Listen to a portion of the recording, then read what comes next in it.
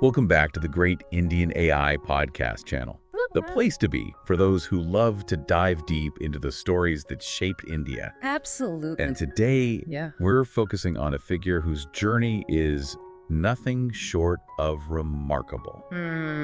Dr. Manmohan Singh. You know, when you think about it, his life really embodies the incredible transformations India has gone through. Yeah. From a village in pre-independence Punjab to leading the nation in the 21st century. Wow. It's an incredible arc. Absolutely. We're talking about the 13th Prime Minister of India, the man who steered the country through a period of immense economic growth, and someone who left a lasting impact on India's global standing. By the end of this deep dive on the Great Indian AI podcast channel, you'll see why his story is one for the history books. And what's fascinating is how much of his story intertwines with India's economic journey. He wasn't just a prime minister. He was deeply involved in shaping India's economic policy, especially during a critical moment in the early 90s. That's right. We're talking about the 1991 economic crisis. Exactly. But before we get there, let's rewind a bit. Okay. Dr. Singh's story starts in 1932 in a village called Gah in what was then Punjab. And this is where it gets interesting. Oh. His early life was marked by the upheaval of partition. Right. Imagine being uprooted from your home, witnessing history unfold in such a tumultuous way, and then having to rebuild your life in a newly independent nation.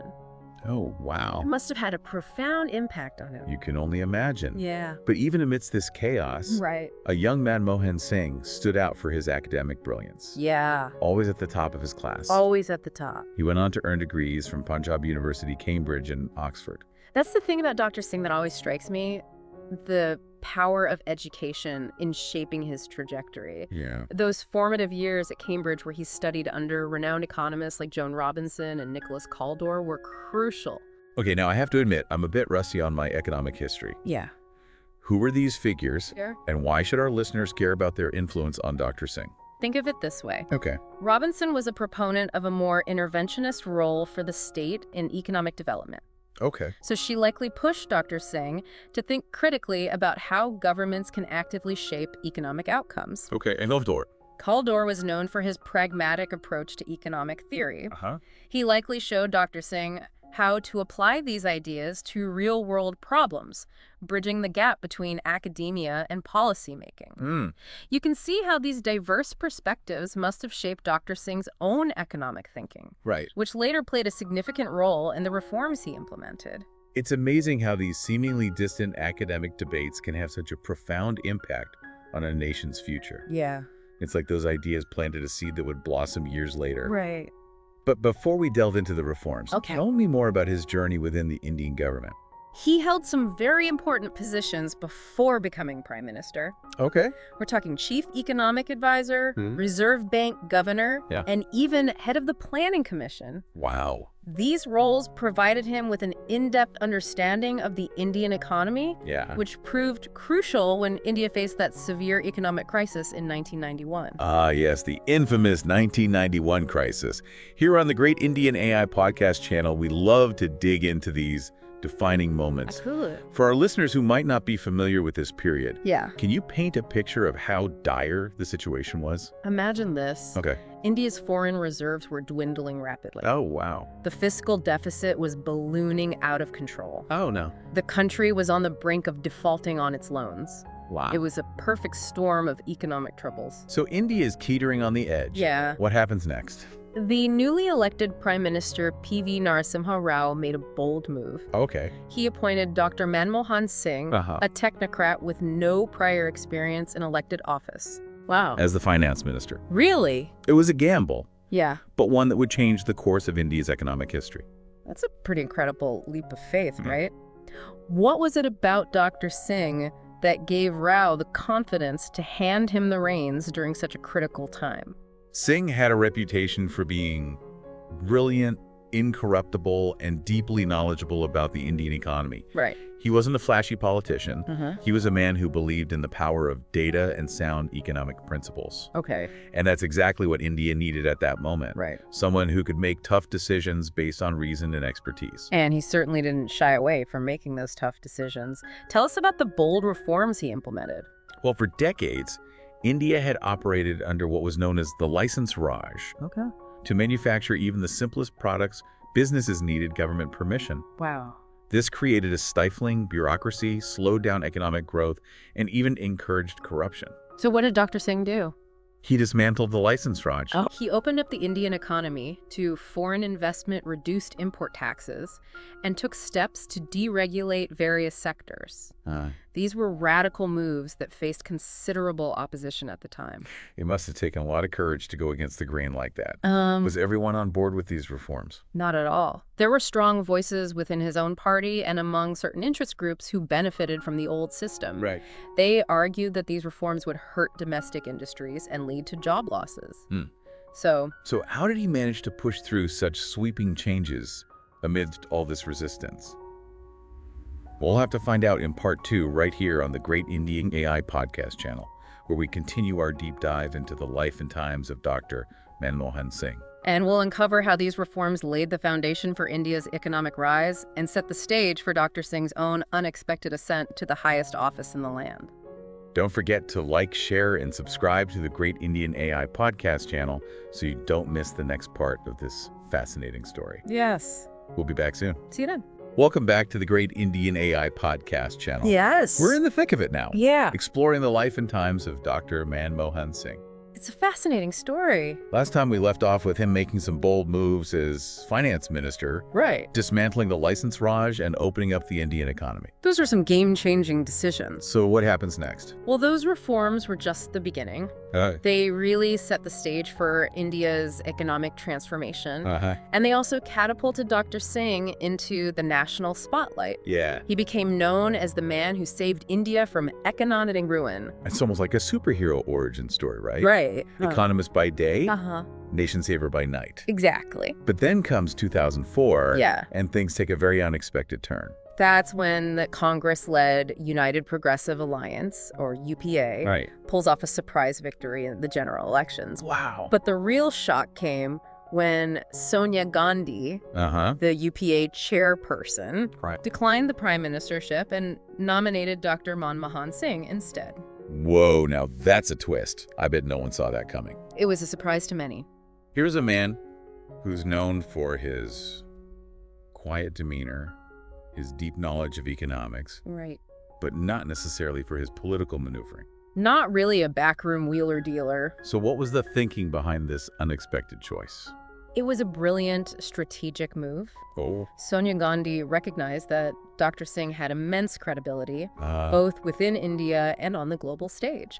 He was seen as clean, competent, and someone who could unite the diverse coalition that made up the UPA. Plus, he had that reformer image from his time as finance minister. Yeah. People saw him as someone who could bring about real change. Absolutely. He represented a break from the past, Yeah. a fresh start for a nation eager for progress. And on May 22, 2004, Dr. Manmohan Singh was sworn in as the 13th Prime Minister of India, Wow. making history as the first Sikh to hold that office. It was a moment of immense pride for many Indians, especially those who had felt marginalized for so long. So he steps into this role, carrying the weight of expectations on his shoulders. Yeah, a lot of hope riding on him. What were some of the key policy initiatives he focused on during his first term? Well, the economy was naturally a top priority. Right. He continued the path of economic liberalization, aiming for sustained and inclusive growth. Okay. His government oversaw a period of remarkable economic expansion, with India achieving an average growth rate of around 8%. Wow. Millions of people were lifted out of poverty during this time. That's incredible. It was a period of immense optimism. But his vision went beyond just economic growth. Right? Absolutely. He was also deeply committed to social welfare programs. Yeah. Aimed at improving the lives of the most vulnerable sections of society. And you can see the influence of his early mentors here, particularly Joan Robinson, who championed a more equitable approach to economic development. One of the most significant initiatives launched during his first term was the National Rural Employment Guarantee Act, or NREGA. Okay, so what made the NREGA such a big deal? I remember hearing a lot about it, Yeah. but to be honest, I don't fully grasp its significance. Imagine being a rural laborer in India struggling to find work and feed your family. Okay. The NREGA guaranteed 100 days of paid employment to every rural household, Wow. essentially creating a safety net for millions of people living in poverty. Really? It was a revolutionary idea, Huh. providing a basic income floor and empowering rural communities. It's interesting how a policy like that can have such a ripple effect, Yeah. not just on the economy, but on people's sense of dignity and security. Absolutely. Were there any other notable legislative achievements during this period? Oh, absolutely. His government also enacted the Right to Information Act, Right. or RTI. The RTI. Now, that's one I know a bit about. Yeah. It basically threw open the doors to government information, right? Yeah. Citizens could suddenly access information that was previously hidden away. Think about it. Before the RTI, Okay. government information was like a locked vault. Right. This law gave people the key to unlock it, empowering them to hold officials accountable. Wow. It was a powerful tool to combat corruption and promote good governance. It's amazing how these seemingly dry pieces of legislation can have such a profound impact on people's lives. Yeah, for sure. And it speaks to Dr. Singh's belief in the power of good governance to drive positive change. Absolutely. But it wasn't all smooth sailing, was it? No, governing never is. Let's talk about some of the challenges his government faced, Okay. especially on the foreign policy front. Well, navigating the complex world of international relations is never easy, Right? especially for a country like India with its own unique set of interests and challenges. Yeah. Dr. Singh continued India's tradition of non-alignment while also forging stronger ties with major global powers. Okay. He maintained good relations with both the U.S. and Russia. Wow. So walking a delicate diplomatic tightrope. Exactly. And he also strengthened relationships with other Asian countries, right? Yes. Particularly Japan. That's right. But one of the most significant and controversial achievements of his first term was the landmark Indo-U.S. Civilian Nuclear Agreement. Oh, yeah, I remember this one. Yeah. This agreement, reached in 2008 after years of negotiations, Right. was a major breakthrough in Indo-U.S. relations. It really was. Now, I remember this one causing quite a stir. To sure. It essentially ended India's nuclear isolation, right? Right, but it also faced some harsh criticism, both within India and internationally. Some people saw it as a departure from India's traditional stance on nuclear non-proliferation. Yeah, there were concerns about that. Others worried about the implications for India's strategic autonomy. That too. But Dr. Singh argued that this deal was in India's national interest. He felt it was the right move for India. It paved the way for greater cooperation in various sectors, including energy and technology, and it recognized India as a responsible nuclear power. It was a big step onto the world stage. It seems like every major decision he made came with its own set of complexities and controversies. Yeah, that's the nature of leadership at that level. It's a reminder that leadership at this level isn't about simple solutions. Yeah. It's about navigating a web of competing interests and making tough choices in the face of uncertainty. Exactly. And sometimes those tough choices lead to unintended consequences. That's true. The 2008 Mumbai terror attacks were a tragic example of those. Yeah, a terrible tragedy. These attacks, which targeted multiple locations across Mumbai, Right. exposed vulnerabilities in India's security apparatus. Yeah, it really shook the nation. And raised serious questions about the government's preparedness. Definitely a wake-up call. I remember that period vividly. Yeah. The images of the attacks were horrifying. Hard to forget. And the sense of fear and vulnerability that swept through the nation was palpable. It was a dark time. How did Dr. Singh's government respond to this crisis? It was a delicate situation. Yeah. And his response was measured, Okay. prioritizing diplomacy and international cooperation over immediate military action. He faced immense pressure to retaliate against Pakistan, I can imagine. which was widely believed to be behind the attacks, Right. but he chose a path of restraint. That must have been an incredibly difficult decision to make. It was a tough call. To balance the public's demand for action with the need to avoid escalating tensions in a volatile region. Exactly, a delicate balancing act. And his response drew both praise and criticism. Yeah, as with many of his decisions. Some lauded his restraint and his efforts to maintain stability in the region. Right. Others criticized him for being too soft and failing to project strength and decisiveness in the face of such a horrific act of terrorism. There were definitely different perspectives. It's a stark reminder that leadership often involves making choices that aren't universally popular. Yeah. Choices that will inevitably be scrutinized and debated. That comes with the territory. And in the aftermath of the Mumbai attacks, Dr. Singh faced mounting challenges, not just on the security front, but also in terms of economic headwinds. Yeah, the global economy was struggling. And a growing perception of corruption within his government. Those scandals were starting to cast a shadow.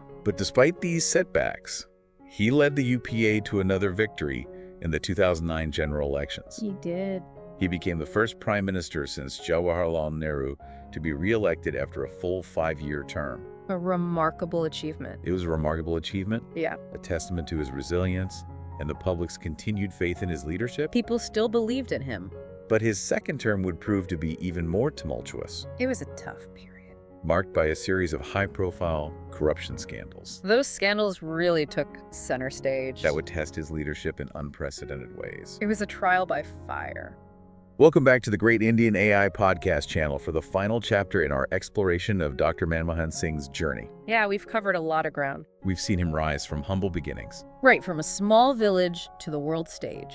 Navigate a historic economic crisis. Those reforms were truly historic. And lead India through a period of remarkable growth and global prominence. He really helped shape India's place in the world. But as we enter his second term as prime minister. Yeah, 2009. A new era, a new set of challenges emerges. You know, it's 2009. Right. The UPA has just secured a historic second term. Yeah. A feat not seen since Nehru. Right.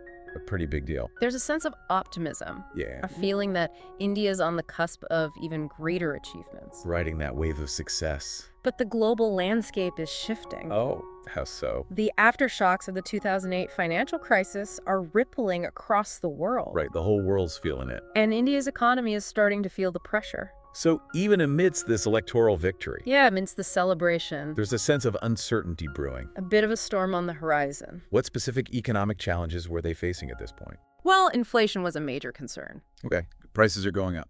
Prices were rising, rapidly eroding the purchasing power of ordinary citizens. Right. People are feeling it in their wallets. And economic growth, while still impressive by global standards, was beginning to slow down. So a bit of a slowdown. This combination created a sense of unease. Yeah. Particularly among those who had benefited from the previous years of rapid economic expansion. Those who'd seen things really take off. Right. And it wasn't just the economy. Really. Yeah, there were other challenges. Didn't a series of high-profile corruption scandals also erupt during this period? Yeah, unfortunately. Further shaking public confidence in the government. You're absolutely right. Okay. The 2G spectrum allocation scandal and the Commonwealth Games scandal. Oh yeah, those were big. Among others. Okay. Dominated headlines and became lightning rods for public anger. Yeah, a lot of anger and frustration. These scandals raised serious questions about accountability and transparency within the government. And Dr. Singh, despite his personal reputation for integrity, yeah, he was known for being honest, faced criticism for his perceived inaction in handling these controversies. It's interesting, right? Yeah, a real contrast. Here's a man who was widely admired for his honesty and his commitment to good governance. Seen as a man of principle. And yet he found himself leading a government increasingly mired in allegations of corruption. It was a difficult position to be in. How did he navigate this incredibly difficult situation? Well, he was a man of few words. Yeah, famously so. And his silence on these matters was often interpreted as weakness or indifference. That silence can be hard to read. His critics accused him of being too passive, of allowing corruption to fester within his ranks. That he wasn't doing enough.